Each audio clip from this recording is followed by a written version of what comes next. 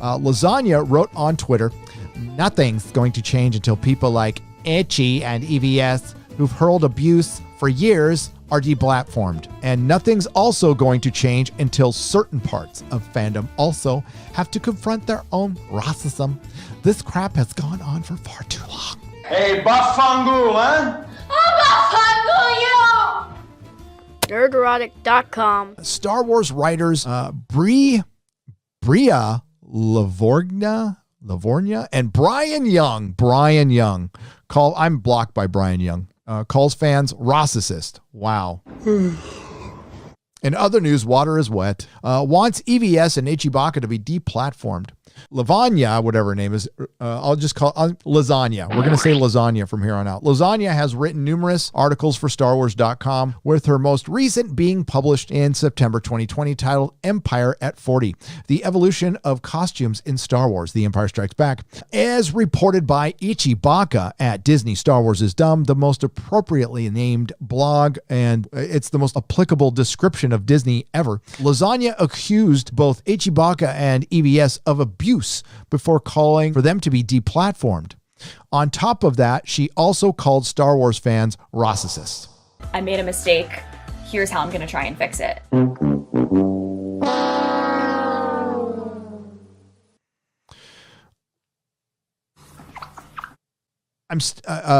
Now, of course, this is her subjective opinion as a Star Wars writer, and it depends on what you consider abuse. I would call it criticism. EVS can get salty, but he's funny, and that's what comedy is. That's what sarcasm is. That's all it is. And as far as Ichibaka, yep, Itchy can get really salty. Very, very salty. You know what you're getting with Itchy. I would like to see examples of both of those two gentlemen being actually racist. I have yet to see it. I've read his blog for a long, long time. I've watched a lot of EVS videos. Haven't seen it yet, so maybe I missed the one, but I don't think so. I've watched a lot more than Lasagna has, that's for sure. Young responded to Lasagna's accusations against Ichibaka and EVS and her call to deplatform them by writing, "I think you're absolutely correct here. Here comes the white knight." EVS would react to the accusations on his YouTube channel, Comic Artist Pro Secrets, which, along with bounding into comics, was added to the ban list on the Saltier Than Crate subreddit. Van Sciver begins his video saying, "I have never seen such nitwits, nincompoops, ne'er-do-wells, and complete and total nerds as the ones who have taken over Star Wars, who are working for Lucasfilm right now, and are running this franchise into the ground." I've talked about it. I've made it a subject, one of the subjects of my channel. And I will add this. They're not nerds. They're posers. Posers, clout chasers. Later in the video, Van Sciver stated, "I have been canceled. I am a victim of cancel culture. I've already been canceled. I'm not working for anybody but you guys. I don't work for anybody but you guys. I work for myself. I make comic books. I sell them directly to you. You guys see them. You guys see Cyberfrog and Rainbow the Brute." Rainbow the Brute. Can't wait for that one. He continues, "You can't hurt me anymore in any other way except to deplatform me.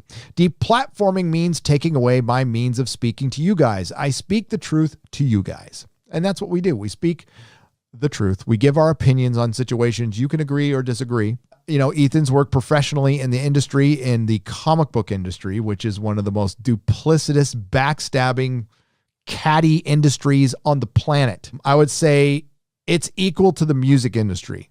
It's just how freaking nasty it can be. They need to take it away so that they can fully implement their corrupt and disgusting soy-based ideas and do it with impunity. Ethan, they're already doing that. These disgusting, rancid, little soy-lactating perverts want to take away my YouTube channel so that they can make Star Wars even more lame. Even more lame. Again, already doing it. What's exacerbating this is these companies have made it okay, and Twitter's made it okay to all of a sudden just be a victim. Like you just licked, we talked about this in Batwoman, the victim's journey. Well, that's the hero now, is the victim. And it's meant to tear down a system. You want to emulate things. You want to be inspired. I want to improve myself every day. I don't think I'm not going to ever achieve perfection. I understand that. And I don't need to. I need to get better at things. And I always need to confront my failures, my mistakes, my character flaws. Kind of important to grow as a person. Our classic stories used to teach us these lessons in a very entertaining way. Now the hero's journey is you don't have anything to conquer. You don't have anything to improve. You're perfect the way you are. No. And it's a horrible lesson to teach. And this is crawling in the schools. It's a much bigger picture. And there is a channel called The Gospel According to Mark C. He did a video on this subject that was very, very good. And he echoed what I have said, what many others have said. This is much bigger than Star Wars. It's always been bigger than Star Wars. His video was about the introduction of not just racism, something much, much worse. He called it evil. He called it evil. You don't have to label it evil. You can label it a sickness. I would say that somebody who wakes up in the morning and has to cancel somebody based on their beliefs that you don't even know, and you obsessively try to do it every day, has a gaping hole in their life that needs to be filled with something. And they're trying to fill it with the dopamine on Twitter. They're trying to fill it with hate by conquering hate. You can't conquer hate with hate. And I can't believe I got to say that out loud, but that's where we're at right now. Disney has brought this to the fandom. No one else. Absolutely no one else. Not Doomcock, not yours truly. It was Disney with the help of Kathleen Kennedy, Bob Iger, Rian Johnson. Jar Jar doesn't get enough criticism, in my opinion. Michelle Rejwan, who we haven't heard from, but she's in that organization.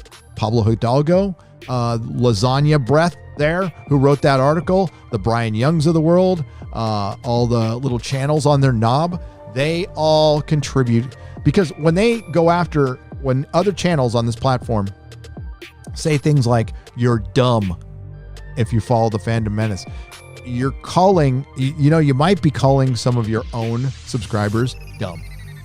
As a matter of fact, you probably are. So I would say it's not a very good strategy to call the audience dumb, especially when the audience is much smarter than you are. Constantly, much smarter than me. If you like what I do here, please consider subscribing to the channel and liking and sharing the videos. It really does help. And if you did this with your favorite YouTuber as well, I'm sure they would appreciate it as much as I do.